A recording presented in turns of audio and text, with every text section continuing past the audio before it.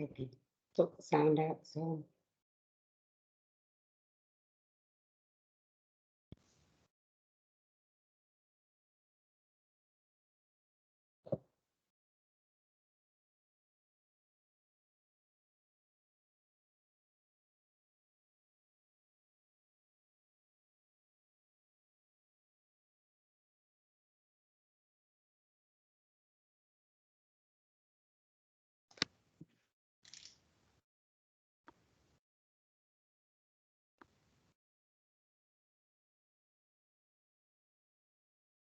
Lovely, Jyoti, thank you. I think it's 5 o'clock. So welcome everybody to the Summer Term Schools Forum meeting. Thank you for your time this evening. Can I ask everybody, if they're not speaking, to turn their microphones off? And for everyone's benefit, to let you know that tonight's meeting is being recorded. The recording is currently started. And that any members of the public that may join this meeting will be able to listen in, but won't obviously be contributing to the meeting as well. So welcome everybody. I hope you've received the various document packs for this afternoon's meeting. So if we go straight to the agenda, if we can pick up the first action, which is the first agenda point rather, which are apologies for absence. I've had none. Jyoti, have you had any? Okay, yes, there's apologies from Stephen Davis, Harinder Patar and Charlotte DeLacy, and there's apologies for lateness from Elroy Cahill. Lovely. So Elroy will no doubt join us through the meeting. Thank you, Jyoti. And anybody else aware of any apologies? Councillor Bruce, I see your hand is up. Is that for an apology? It's an apology that I've got to leave early. I've got to leave at 6. There we are. So there's an apology for leaving early as well. Thank you for that. Lovely. Okay, and throughout the meeting, as usual, when we're online, if you do wish to speak, please raise your hand so that we can see it and get round to everybody. Great, so that is absences. Having seen the agenda for this evening, do any of the members have any declarations of interest to declare before the meeting starts? I see no hands up, so Jyoti, I think we can declare that there are no declaration of interests this evening. And are there any other communications from members? I'm not aware of any. Jyoti, are you aware of any? No, none that I've received. No. And I see no hands from anyone else indicating that they may be aware of any. Lovely. So that's item 1 covered. Can we move then, please, to item 2 of the agenda, which are the minutes that were circulated in the document pack last week for the meeting of the 1st of March. I hope everyone's been able to receive them and read them. If we could go through, please, for accuracy first. So the first page of the minutes is on page 3 of the document pack. Does anybody have any items of accuracy or anything they wish to bring up on page 3? Seems very quiet.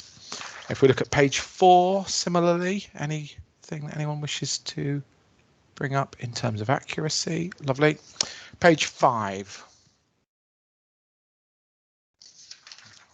Page 6. Page 7. Okay, is there anybody that feels that they're not an accurate record and that we shouldn't adopt them? I propose we adopt the minutes as correct. Lovely. There's no hands up, Jyoti, so I think we can consider the minutes adopted. Thank you. Okay, and are there any matters arising from the previous meeting? And again, I hear a deathly silence and see no hands, so I think we can record no matters arising for this meeting.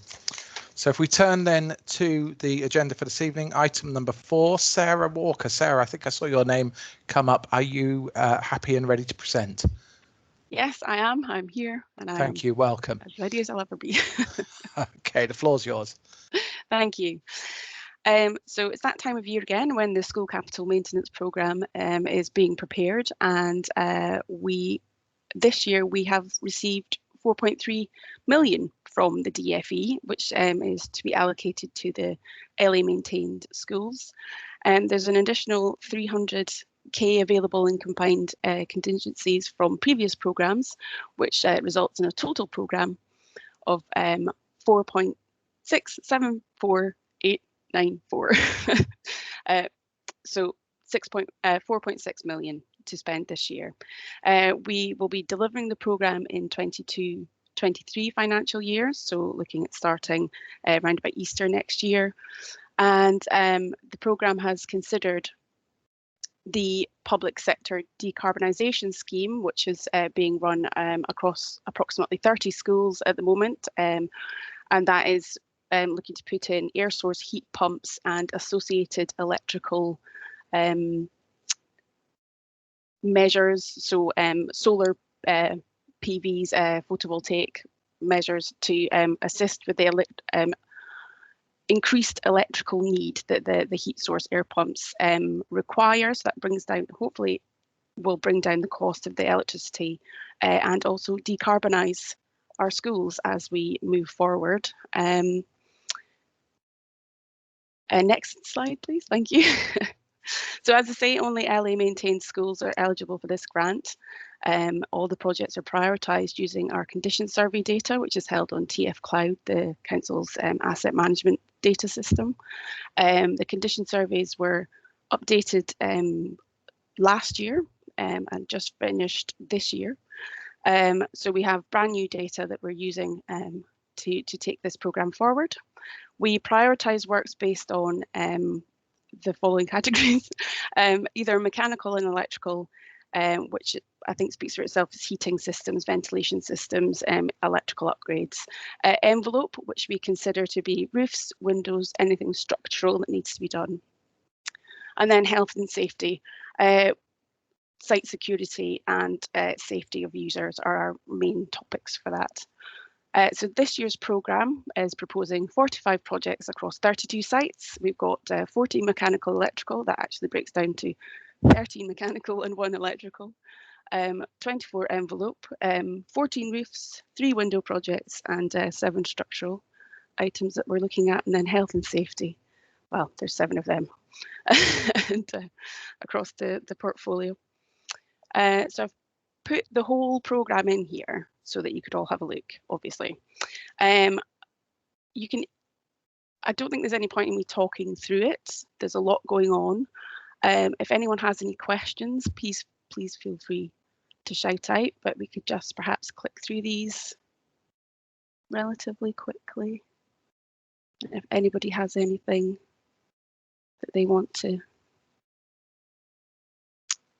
comment on.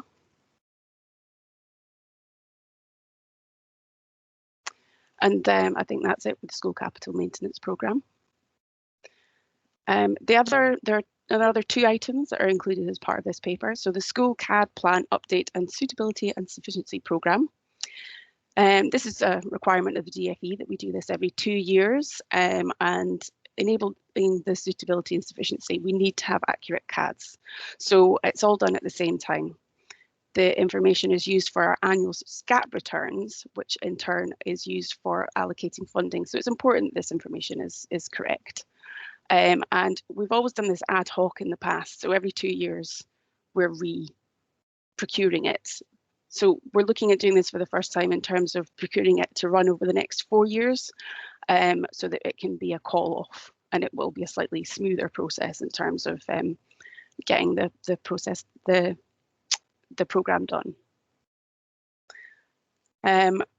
This programme, yeah, and it's funded from the monies agreed by Schools Forum. Any questions on? No? Straight onto the school RAC survey programme then. So this is reinforced autoclaved aerated concrete, more easily known as RAC.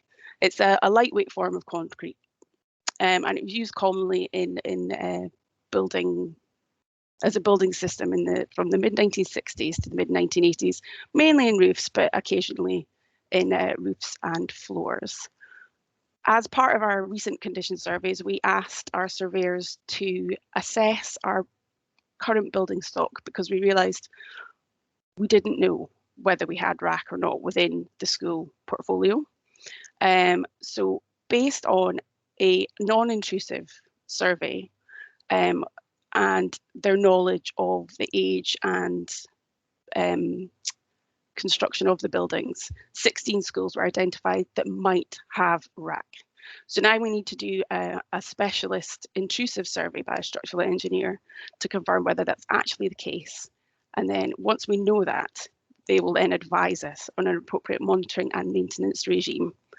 So we'd like to go forward and do this, well, as quickly as possible, really. And the plan is to also fund this from the asset management charges to the maintained schools, as agreed annually in January. Any questions on RAC? Thank you, Sarah. Any questions for any parts of Sarah's presentation? This is particularly relevant to maintained schools. Sarah, I don't see any hands up, so I think we can go straight to the recommendations. So provided there are no further questions, thank you, Sarah, for your presentation. Thank you for the details in the pack. Our recommendations are in three parts. So the first is to agree the proposed schools capital maintenance programme 2022 to 23 that is outlined in table 1 of Appendix A. So this is LA maintained representatives only. Can I see a show of hands from LA reps to agree that scheme? So we've got 2 so far.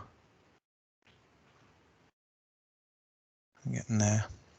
2, 3, 4, 5, 6. Jyoti, do you know how many LA advise? I'm just going to tot them up here to see how many maintain. 1, 2, 3, 4, 5, 6, 7, 8. I think we've got 8 members on the schools forum, and if we've got 1, 2, 3, 4, 5, 6 votes, I think that carries it.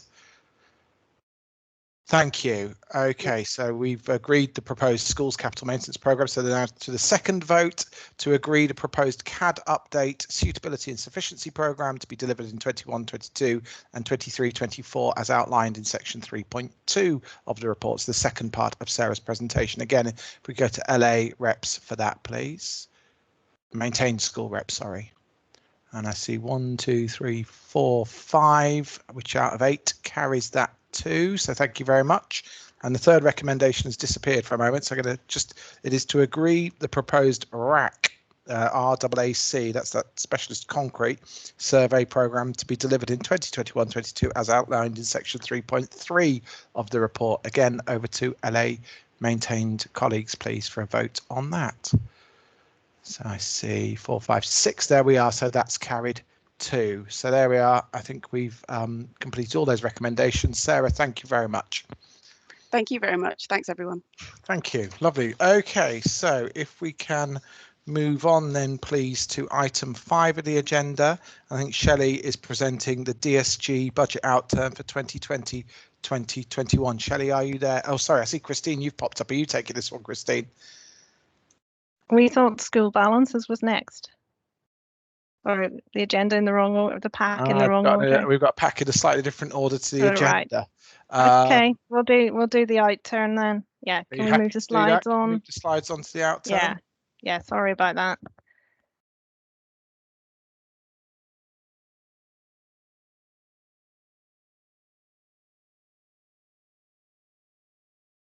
So the slides aren't moving, they are now. So Shelley, you're on a bit earlier than you were expecting this evening. Yeah, let's bring it on.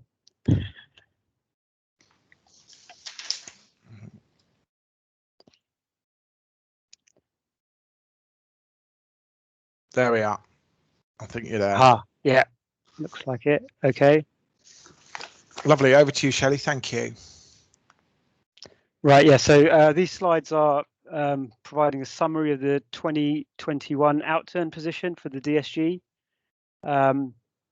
So we've got 4 blocks to report on. As at 31st of March 21, the high needs block overspent by 1 million. The schools block had a break-even position. The central school support block was a break-even position, and the early years block was also a break-even position, although I'll talk about the fact that we put aside some provision for the uncertainties going forward on the early years blocks. I'll talk about that on some of the next slides. In terms of the high needs position, the original DSG budget for 2021 included a reserve drawing of 5.9 million. The drawing was needed to meet the shortfall in the high needs DSG block expenditure. The final high needs spend was £1 million higher than that budgeted drawdown. So the actual drawing from the DSG reserve for 2021 is 6.9 million. And that's what we've been forecasting really throughout since kind of last autumn really. So that's in line with what we'd been expecting for the latter part of this year. Could I have the next slide, please? So the impact on the high needs DSG reserve balance, we started at 1st of April 2020, which is the start of the 2021 financial year, with a 5.9 million deficit on the DSG reserve. So through the year, as I've just said, we've got 6.9 million drawing that was required to meet our spend. That results in a negative reserve as at the 31st of March 2021 of 12.8 million. So the budget that was set in back in January, February this year for 21-22 required a reserve drawing of 4.9 million during 21-22. That would bring our projected reserve to a 17.7 million deficit at the end of this financial year. So clearly kind of increasing and very large balance that we've got there. It just sort of on that as well, this obviously links in with the high needs management plan that is has been prepared, and we'll have to start monitoring the impact of the plan against the projected reserve going forward. We've had a meeting with ESPA as well, so they're going to expect these numbers to be monitored and the impact of the management plan to be monitored as we move forward. Next slide, please. So in terms of the early years DSG, overall, as I said, we've projected or we've got to a position where we have a break-even position in the accounts. The actual spend was 0.2 million lower than the budget after taking on board the contingency budget. The income was 0.1 million higher than budgeted.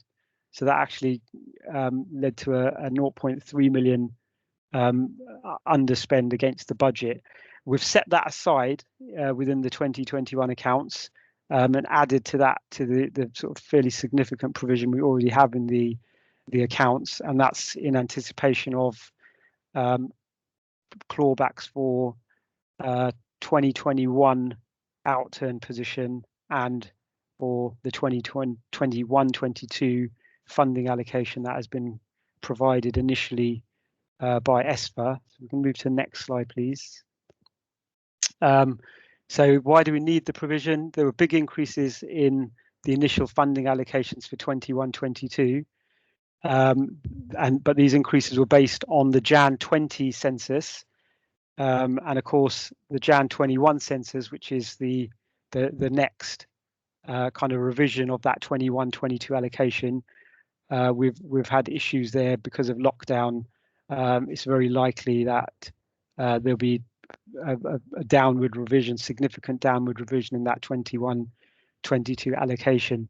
So as I said, the Jan 21 census indicates significant fall in pupil numbers, where at the moment that looks like it's around 11% reduction across the block. And there could also be a significant clawback for 2021, because normally what will happen is for the last term of the financial year, ESPA will wait for the Jan 21 census data and do a kind of final revision based on that. That's a little bit up in the air at the moment because the Jan 21 census data is likely to be lower. ESPA are considering how they might rejig that, and we'll get confirmation of the process and the final figures in November 21. So potential pressure on the 21-22 funding and potential pressure on clawback for 2021. Go to the next slide, please. So the provision set aside is to cover potential reduction in the final 21 allocation once ESFA apply the Jan 21 census data. Now, ESFA have at the moment in their latest guidance, they're going to apply some adjustments for the summer 21 and autumn 21 counts. So normally what happens is ESFA will allocate initially based on, would have allocated initially based on the Jan 20 census data, and they would have then done one revision based on the Jan 21 census data. But because there's an acceptance that the Jan 21 census data is going to be a lot lower, that would normally have a massive impact across the rest of the year's funding. So what they're doing now is they're going to take an average of the Jan 21 census data and do a special summer one-off census data and do the average of those, take the average of those and apply that census data to come up with a revised 21-22 allocation. So that should help to reduce the impact. If we're working on in the sort of normal way, the whole kind of weighting of the funding for the year would be done on the Jan 21 census. In addition to that May census, they're also going to look at doing an adjustment for based on the autumn 21 census. So again, that should alleviate some of the impact had it been had the allocation all been based on the Jan census. It is difficult to predict the impact of these changes because at the moment ESFA haven't confirmed how they're going to do that. And secondly, we don't know what the summer 21 census data is yet. I think the data was collected on May. There was a census date in May, but the data is being cleansed at the moment. So once we have that information, we'll be able to calculate that average between the Jan 21 and the May 21. And that should give us a much better idea of what the impact will be on the 21-22 funding and on the final 2021 allocations. Next slide, please. So in terms of the provision, we had a 1.4 million provision carried forward from 1920. In the end, that wasn't required in 2021, simply because the spend was so much lower than expected due to COVID and the various lockdowns. As I said, we've added now a further 0.3 provision as part of the 2021 account. So that gives us a total provision of 1.7 million set aside at the end of 2021 for helping out on those potential clawbacks that I've just mentioned. And we will continue to monitor the early years spend, of course, and the funding received from DFE and report back the impact on the contingency and on the provision as part of the budget monitoring reports to Forum. So in a nutshell, there's a good chance we're going to have a significant reduction in our funding. It is being offset by some of these sort of extraordinary measures by ESFA in terms of the way they calculate, and thankfully we do have that 1.7 million provision that's set aside. So hopefully that should put us in better stead than we might otherwise have been in. I think that's it. Thank you, Shelley. Questions, comments, anything that anybody would like to ask Shelley on this particular item on the DSG budget outturn?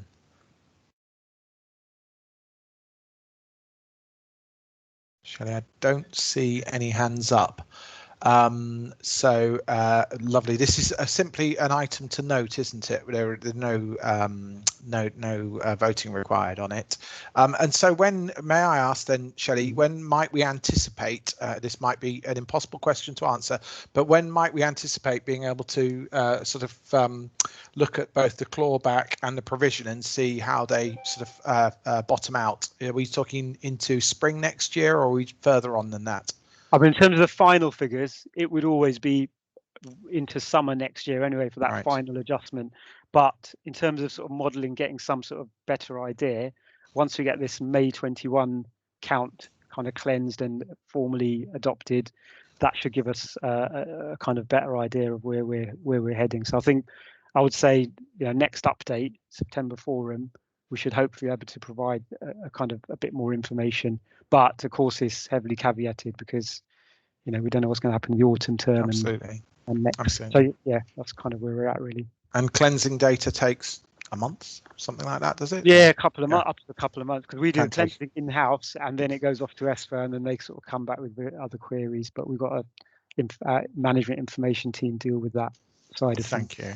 Lovely. Okay, well, thank you, Shelley, for that. I don't see any hands up, so I think we can move back now, which is, well, back in the slides, but on in the agenda to section 6, which is the school balances as of the 31st of March 2021.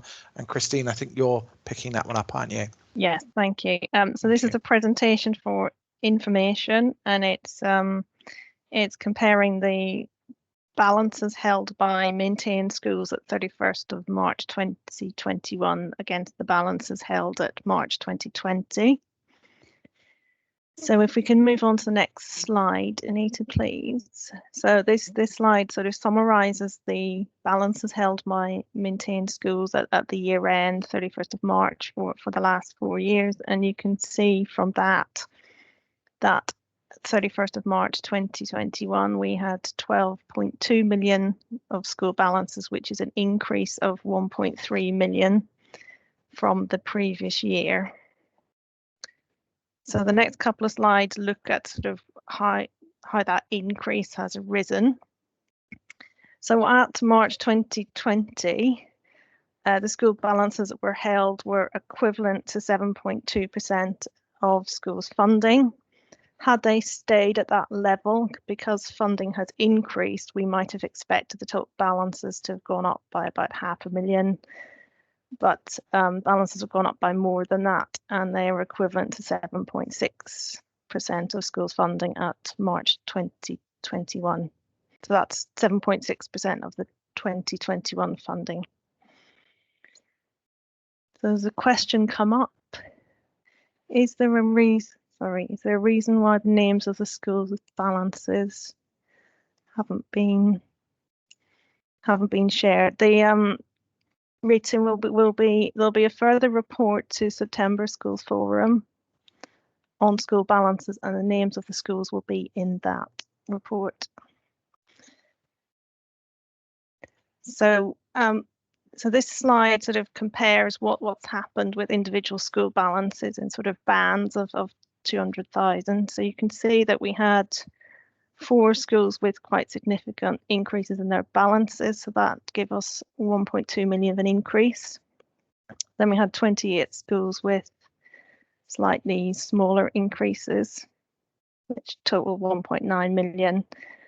And then, as always with school balances, there's a significant variation across schools. So we had 17 schools whose balances reduced by up to £200,000. And another 2 schools whose balances reduced by over £200,000. So you can see that the sort of the bottom 3 bullets of schools, they were the 1.9, the 1.1, and the 0.7 sort of broadly net off. So quite a bit of that increase in balances is attributed to a relatively small number of schools. So this slide shows the schools with deficits at 31st of March over the last 4 years. So at March 2021, we had 4 schools with deficits. The total value of those deficits is £240,000. So there's a range between 33,000 and 85,000 for individual schools. And at March 2020, the total deficit was 430,000. So we have both a reduction in the number of schools with deficits and a reduction in the range of values of those deficits. So that's it's good news overall, but still a concern for those schools with deficits, and we're having ongoing conversations with them. So much of our conversations at Schools Forum about balances focus on excess balances. So this slide reminds you about what we mean by excess balances. So this is a definition that was agreed some years ago by Schools Forum, and we consider balances to be excess if they're more than 8.3% of the school's funding. So can we move the slides? Thank you. So this slide shows the numbers of schools with excess balances over the last 4 years. So the number of schools at 31st of March 2021 with excess balances was 15, and that's a reduction in 4 from the previous year. The total value of excess balances has also gone down. So those 15 schools have excess balances that total 2.7 million. And at March 2020, the 19 schools with excess balances, those excess balances totaled 2.9 million. So the 19 schools with excess balances decreased their balances by 0.6 million during the year. But 21 schools increased their balances but don't have excess balances. So the overall result we have is a reduction in the level of excess balances that we have, but an overall increase in the total school balances during the year. So the next couple of slides focuses on the schools with excess balances. So as you saw in the graph, there were 19 schools that had excess balances at March 2020. 7 of those schools no longer have excess balances. And we have 3 schools who have excess balances for the first time at March 2021. And that gives us 15 schools that meet the definition of having excess balances at March 2021. So of those 15 schools with excess balances, 5 of them have had excess balances for 4 or more sequential years. And 2 of them are recently amalgamated schools where the balances were built up by the predecessor schools. There's another 2 schools that have had excess balances for 3 sequential years, and another 6 schools that have excess balances but for less than 3 sequential years. Can we move the slide on, please? Right, okay. So this phrase sequential years is quite important because we agreed a number of years ago a provision for the local authority to apply clawback of excess balances where schools have had excess balances for more than 3 sequential years and have not spent them without quite good reason for not having spent them. So last year at Schools Forum, we looked at schools with excess balances, and there were a number of schools at that time who had excess balances, but they had mainly capital programs that they had set up and had planned to do those projects and use their balances to fund them. And not quite a few of those projects were delayed due to COVID and lockdowns. So we agreed at Schools Forum last year that schools who had excess balances at March 2020 and had them for more than 3 years wouldn't have any balances clawed back because of delays in their projects. But we would. So can we move this? Sorry, the slides have moved on me. Thank you. Sorry. But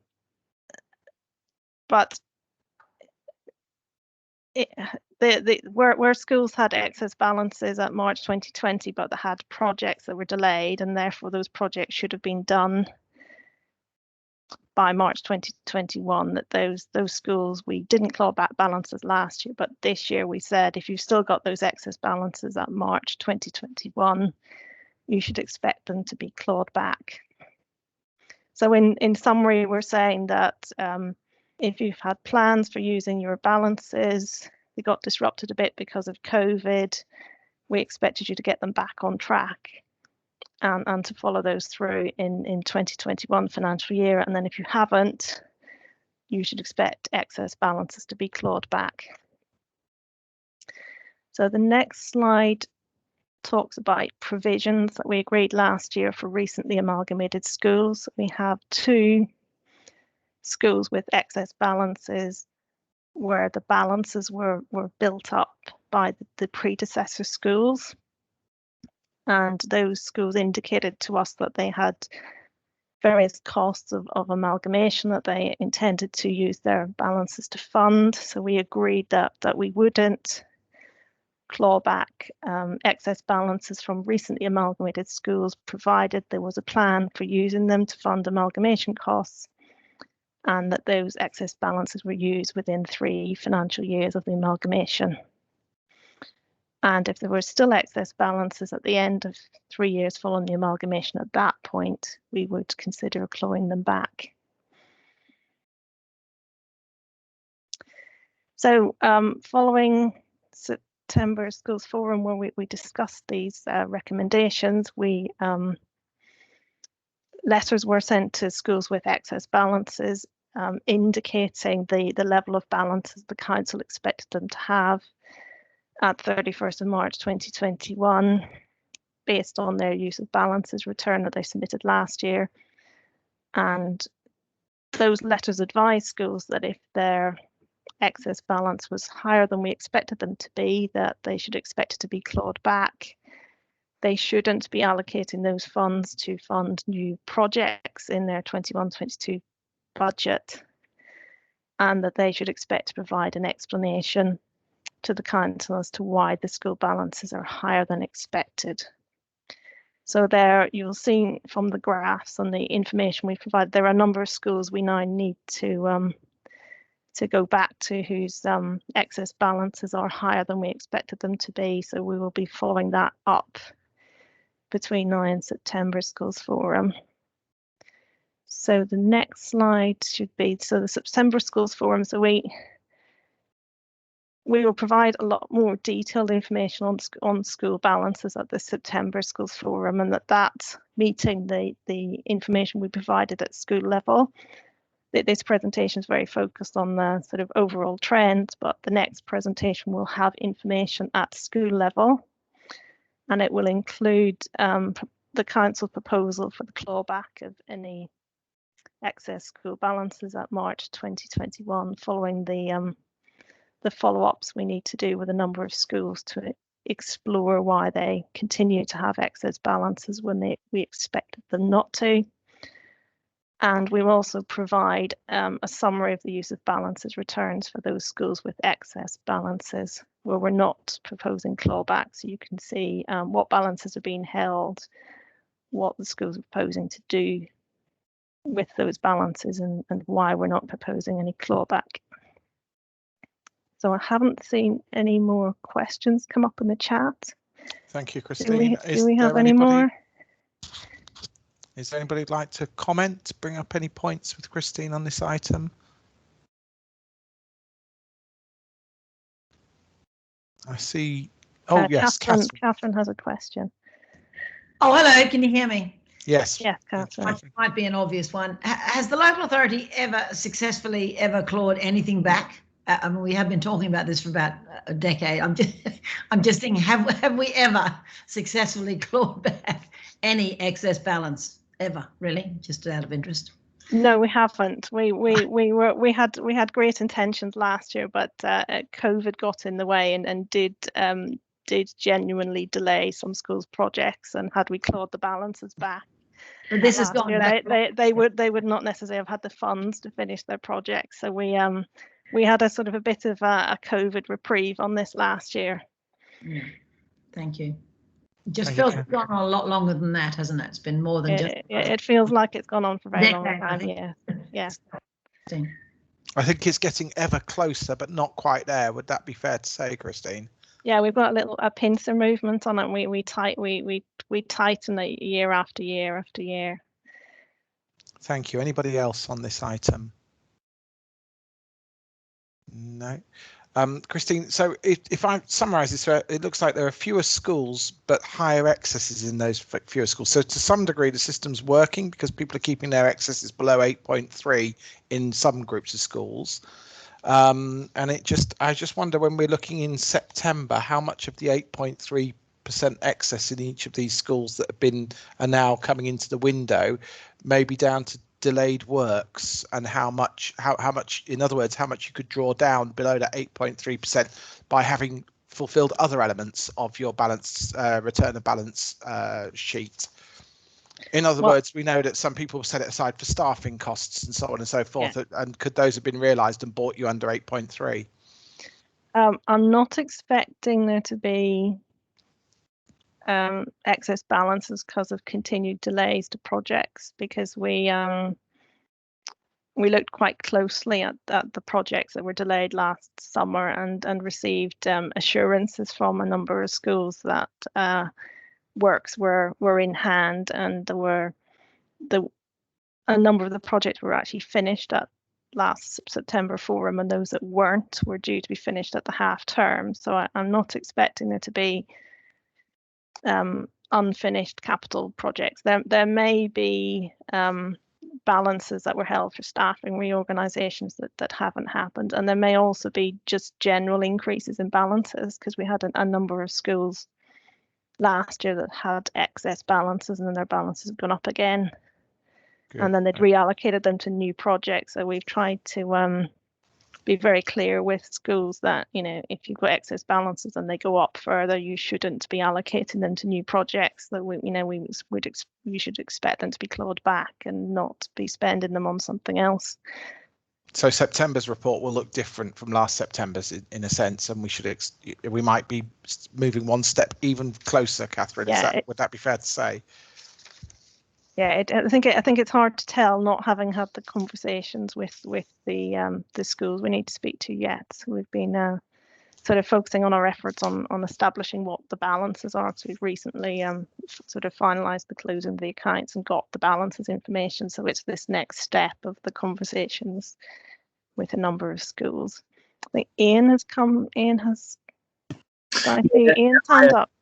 Afternoon, everyone. Yeah, it's just to double check. So what we're talking about in September is we'll be looking at clawing back for anyone who's over 8.3% as of the at March 2021. So it's 3 years at March 2021.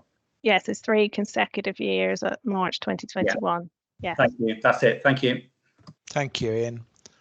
Lovely. Catherine, you use your hand up again, or is that staying up? I think you've just said thank you in the chat. So there we are. Lovely. OK, Christine, thank you so much for that presentation. I think we all await September's report with some anticipation. Thank you for that. I think we'll now move on to item 7 on the agenda, which is the DSG Management Plan, linking to Shelley's piece earlier on the budget outturn. And Anita, I think you're picking that up, aren't you? I am, John. Thank you very much. Evening, colleagues. So this is a brief presentation by way of update to you about the progress of the DSG Management Plan and the SEND and Alternative Provision Transformation Programme. I'm really pleased to advise colleagues that we did publish our DSG Management Plan. It is available on the Hounslow local offer, and it's a very big piece of work. Following the publication of our management plan, some LA officers were asked for an informal meeting, in quotes, with the Education Skills and Funding Agency, our DFE SEND advisor, on the 8th of June. They did scrutinise our plan and at some depth during the conversation. We were given positive feedback about the quality of the plan and actually the transparency of publishing the document. They said it was encouraging to see the plan in an accessible format. So I do need to thank everybody who was involved in that piece of work. And we had some update from the ESFA about the funding for 22-23, which we're expecting to be the same amount in the high needs block. And they gave some comment that the SEND review that we've been expecting is hoping to report shortly, but there was no confirmed date on that. However, we will have to provide more detailed commentary and the figures to them by the end of July, and they will now be monitoring closely, I think, as Shelley said, our plan and the impact it's having on reducing our deficit. The management plan in the local area will be monitored via our Chief Exec Finance and Performance Board. We already have our High Needs Recovery Board, which John does co-chair, and obviously we'll continue to update you all here at Schools Forum, but there will really be, I think, an emphasis now on, you know, the so what question, and is what we're doing making a difference. So I will update you all now a little bit about our SEND and AP transformation programme. So we've been doing some work around our SEND projections and forecasting, and we did do a procurement exercise and awarded a contract to Mastodon C, and they've already started working with us on that. We're working with special schools at the moment. We're doing a task and finish group to look at the profiles of needs and commissioning arrangements, and it was something we did already with our SEN Centre colleagues, and we're also going to continue the task and finish group for the funding element of special schools as well. We've restarted that and that piece of work. As some of you already know, we've done some exploratory discussions in the local area, really looking at potential for existing SEN centres, looking at where we've got demand. We've done an awful lot of work around pathways and understanding pathways from different provisions and where the gaps are, so that we can really take a very considered and strategic approach based on need. So we are looking at the possibility of a moderate learning difficulty secondary centre, possibly ASD, autism spectrum with learning difficulties, as well as another ASD centre where pupils can access mainstream curriculum at secondary. And we're also exploring possibilities of developing a hub at very early stages of discussions around the possibility of working with Heston in looking at future demand. So we've also been allocated some SEND capital funding that is available for the local authority, that's going to come in one lump sum, and we've drafted a template that's outlining some of the proposals, really based on some of the workshops and initial discussions we've had with colleagues. And we are in the process of working with Peter Gray, who I've mentioned previously. He's finished his mainstream funding review. He's fed back to key officers in the local authority, and he's actually going to start a task and finish group and get some work going, so that we can come back, I think, with a more detailed update and a bit about what's actually happening and what work we're proposing to Schools Forum. We're conscious that we probably wanted to do more of a face-to-face feedback on Peter's work for colleagues. So that's our plans going forward. So in terms of the next steps, Peter will be starting work and with an aim really of any implementation for how we're going to do and support mainstream schools with 2022-23. Our SEND policy and processes work stream is really focusing on annual reviews as our next area of targeted improvement, and we're also going to commence writing the phase transfer plans in-house and continue, I think, the good work that started over the last year in improving that dialogue and process. And we will be finishing the funding task and finish group for special schools. Ready really for implementation again for 2022-23 financial year. And we've started to work, Peter is being asked to do this second piece of work, which is about the post-16 pathways, and again that work has started and will continue. I thought I would just share briefly the slide just to give you a bit of an indication of what sort of things are going on in terms of the work we're doing for Mastodon C, and how they will really help us, I think, understand our forecast, and then the means by which we may intervene and mediate against those forecasts, which is obviously an important element of this work, is can we change the trajectory of where demand is. So we will be getting things like this. This one just shows an example by primary areas of SEN need, linked to the code of practice. And like our authority and other authorities, ASD is very common in terms of EHCP figures.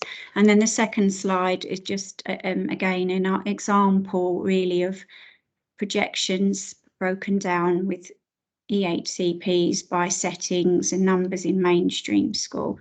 So we will be finishing this work, I think, probably by the end of the summer term, if not into August. So we're well on the way, and I can certainly come back with more information as we progress. So I think that is everything from me today. Thank you.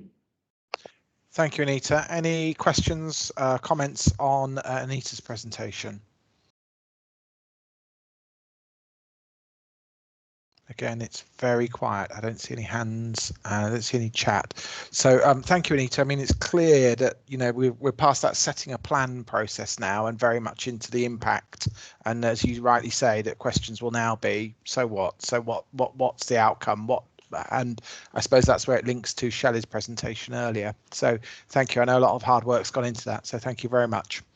Lovely. OK, if we can move on then to item 8, and Anita, if you're able to flick the slides forward, this is Schools Forum membership from September 2021. So in front of us now, we have the potential vacancies for September 2021, 1 maintained nursery school, 2 maintained primaries, 1 maintained secondary, 1 maintained special, 4 academies, and 1 diocesan board. Oh, that's not quite, I could never spell diocesan either, but that's not right. OK, so if we move on from that, in the next slide, I believe we need to be aware of that. The current members of the forum, your term of office comes to an end on the 31st of August. So this is, you know, the final schools forum before the terms of office come to an end. So clearly, I believe that all these positions are renewable. So anybody whose name is listed there can restand, but you'd also need to check with whichever organisation you represent to ensure that's the case. So we do need to consider this in readiness for our next meeting in next term. So Cormac, I think you're there, and I know that you have quite a role in helping through HEP to ensure that the renewals are in place. Is that, Cormac, are you there? Yes, John. So we've got secondary heads meeting on Thursday of this week. So all secondaries that are listed there will be discussed at that meeting for either renewal or for alternatives. Lovely. Thank you, Cormac. That's really helpful. For this meeting, can I, if anyone's name is there who feels that this will be the final time for them, can they make themselves aware? Otherwise, can I assume that you're happy to be re-elected by whichever body you are standing for?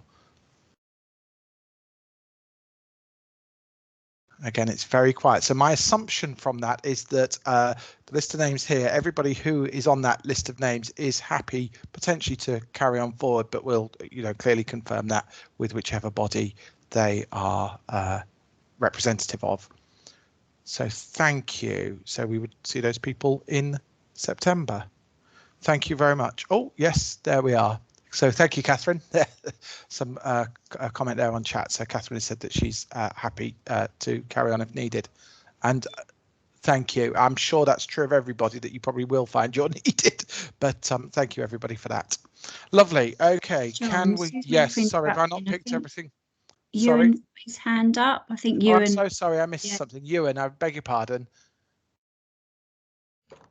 Hi, John, don't worry at all. I just raised the issue at the end of last meeting about the Constitution, because I think we've put an imbalance into the schools forum with primary and secondary reps, and I think we agreed at the last meeting to increase primary reps by 1, which I think that might be the maintained nursery. Anita, are you there?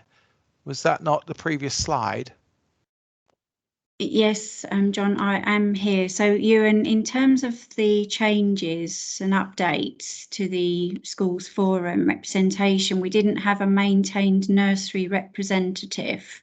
So it was proposed that we would have that maintained nursery. So at the moment, Catherine's holding that post. Does that answer your question, Ewan?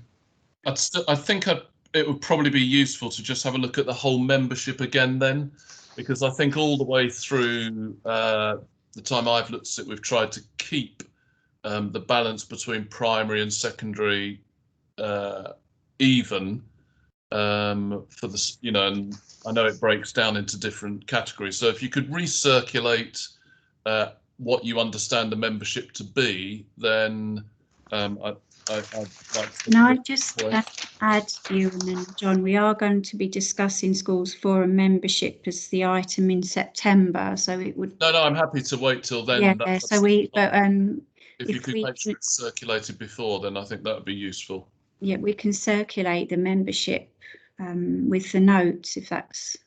I think that would be helpful. So if the question's about balance.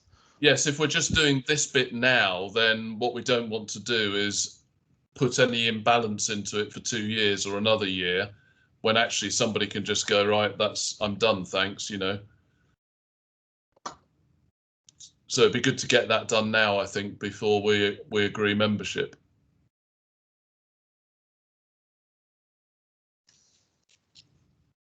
Thank you. I'll leave it with you. Yes, I mean, I'm looking at the membership list for this year. It's not something I'm going to be able to work out in the next minute for you, because obviously some of us represent in different forms. So we've got diocesan board reps, and I'm obviously a primary diocesan board rep as well. So can we carry that through then to our next meeting with a recommendation that we're looking at that balance when we do consider membership in September? Thank you. Is there anything else, anything where anybody wishes to raise on that point?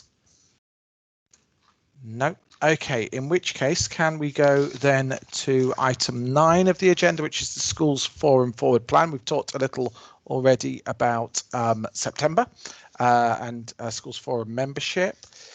If we look at the screen now, you'll see the slide. So with 4 future meetings already in the calendar: Monday the 21st of September 21, Monday the 22nd of November 21, the 17th of January 22, and the 28th of February 22 as well.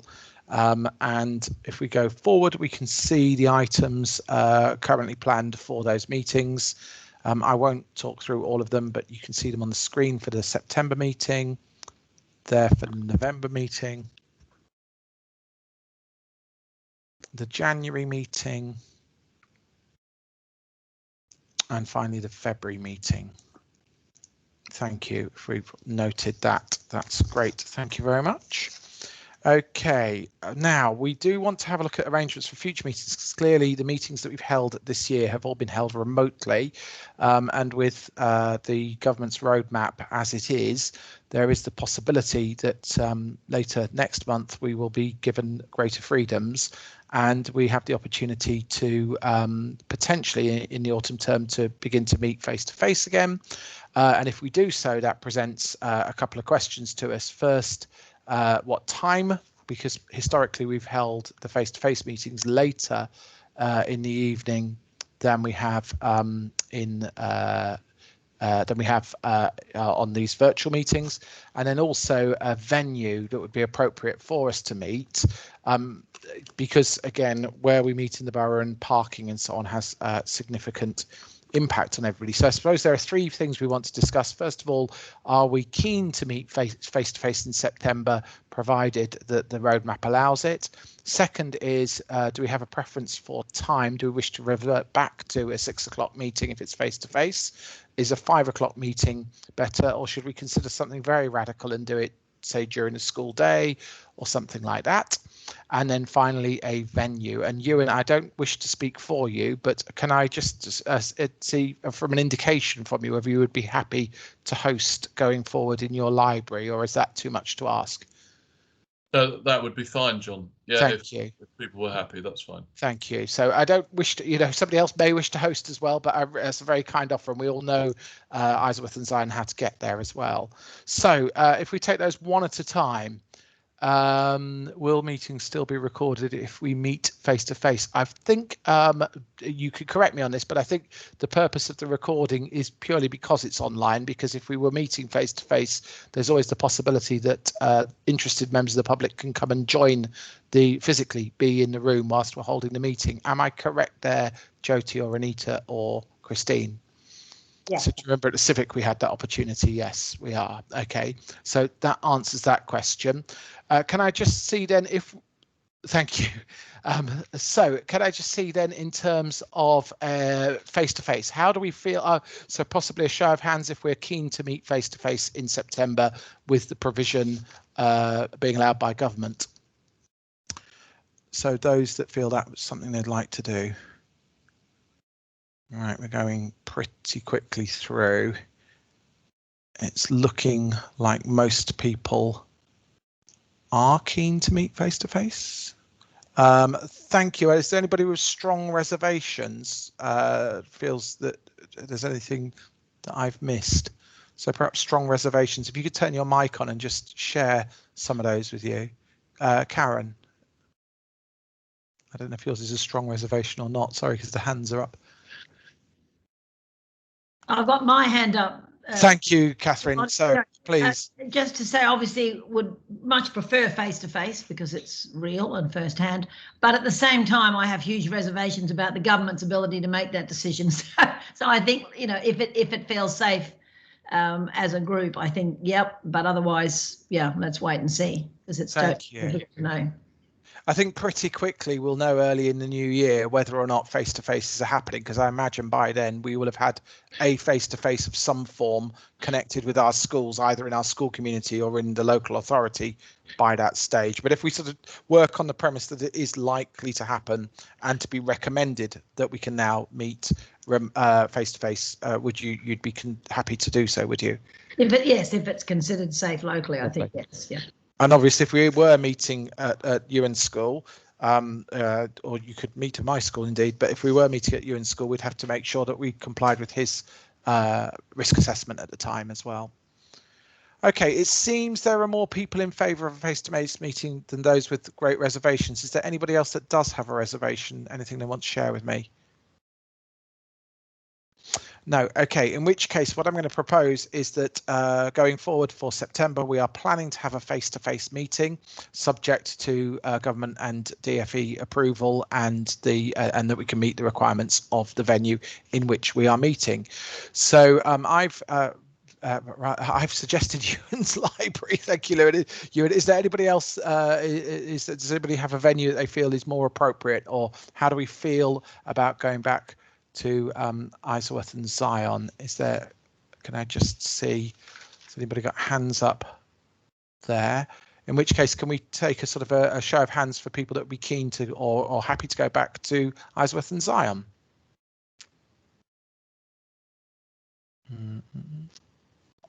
Again, we've got there's a majority there. So Ewan, if you are happy, I'd be very grateful if we could put Isleworth and Zion down as a proposed venue for our September meeting. Thank you, Ewan. Okay, and then finally, to start times, do we wish to return to a 6 o'clock? Is a 5? Well, obviously, actually, this depends very much on Ewan, since he's agreed to host. Ewan, are you happy? Is there any flexibility in your time in terms of the use of your library? Just probably from 5 o'clock on, John. If your radical solution of during the school day probably doesn't work for your library, does it? We need to work for the library. We've expanded dining hall. I don't know if people are interested in that, so we could probably create a meeting place. But whatever people feel, really. But in terms of the library, 5 o'clock on would be the earliest, I think.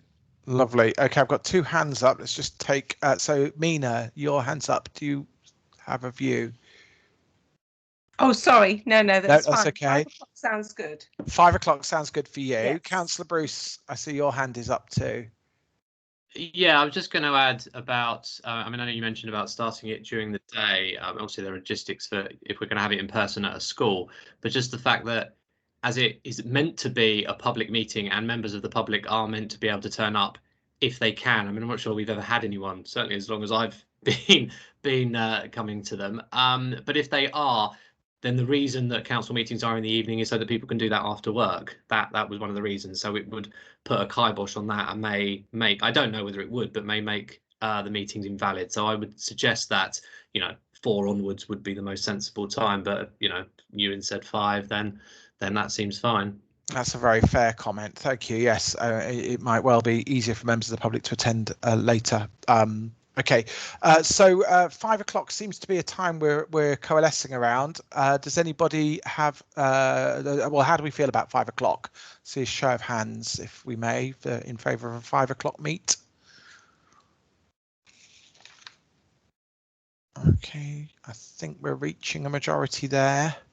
In fact, I think we have reached a majority there. So can I propose then, and perhaps we could look at our first face-to-face meeting, whether or not 5 o'clock works for us and we wish to move back to 6 at the next meeting. But can I propose then for Monday, the 21st of September, that we meet at 5 o'clock at Isleworth and Zion in face-to-face? If conditions around the COVID pandemic change and the guidance becomes more restrictive, then can I propose that we keep the date in the diary with 5 o'clock and go online, and that we make a decision as near to the time as is appropriate. So perhaps a week before, if we can, to indicate to everybody that it will be online if the situation worsens. Thank you. Anybody any comments there? I think the hands that I see up still are probably just selecting 5 p.m. Sue, do you have anything you wish to raise? No. Okay. Eileen? Nope. Looks like all the hands have gone down. Great. Lovely. Okay, so let's move on. We've discussed the arrangements for the future meeting. We've now determined the date of the next meeting. So I think that brings us to the end of tonight's meeting. Can I say a big thank you to everybody for the contributions tonight, and wish everybody the very best summer holiday when it comes. It's been an incredible year, and I think we all deserve a huge rest. So thank you, everybody. Enjoy your summer, whatever that does, and we'll look forward to seeing you on Monday, the 21st of September. I think we're now at, where are we? 6 minutes past 6. The meeting is closed. Thank you, everybody. Thank you, John. Thank you, John. Thanks.